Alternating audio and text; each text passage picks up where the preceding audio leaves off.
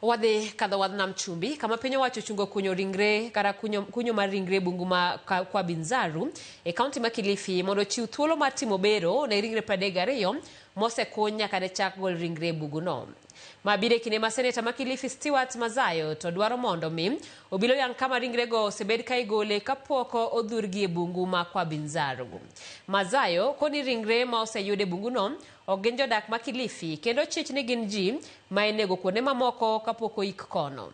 Kaka Judith Omondi lero bende odwaro mondo mi ringre ma omnyang'wen ma osekuny Shakahola mapodo kanie kar thieth ma Malindi referral mondo gol mapiyo.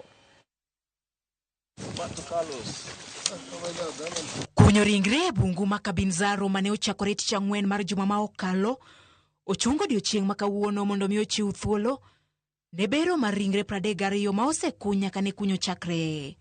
Ma oyango kod komishona mar gwenge makadho wadhnam chumbi Roda Onyancha okone gidhi nyime kod mako ji ma ichichgo ni pod lando din magalagala e alwora no. I would like to report that we've come to the end of exhumation today on all the areas that had been identified by the multi-agency team that is here. We now move to post-mortem of the bodies that have been exhumed, and also DNA also, because of the body parts that have been collected. Some arrests in Magarini. So we keep following and ensuring that we don't have people who are preaching to people that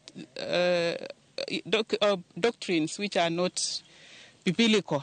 Report meko marachijego biro e kinde ma seneta ma Kilifi Stewart Madzayo to kwedo mieno tho kod iko mar ji e bungu ma Binzaru kod din magalagala.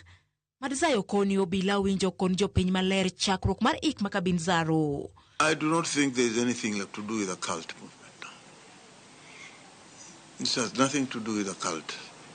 This is simply a police affair which the police should be able to explain to us. How can so many people be killed and buried without even raising an eyebrow from the police? Bende ukoni nyaka ne chak kuny juma ma okalo onge jadak ma Kilifi ma osewuok oko mar yango kata ringre achiel ranyisi ni magi ringre ma igolo kamoro kapoko ik gikuro. If anybody dies within the village, then we know as leaders.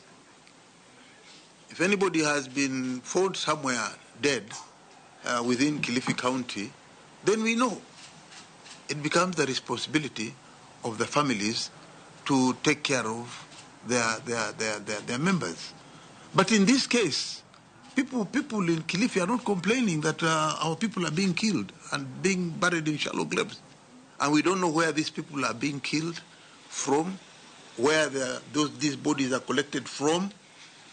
We are not even being told whether these bodies were collected at a certain place and then transported to that place, because the police is just silent. Madzayo bende dwaro mondo mi ogol ringre 400 mar ji mane ogoli e bungu ma Shakahola kokoni gipongo kar thieth ma Malindi referral e kinde ma piny owacho ok gol kaka owinjo tim ringre go. We cannot develop the hospital now because the whole container containing all these bodies are there.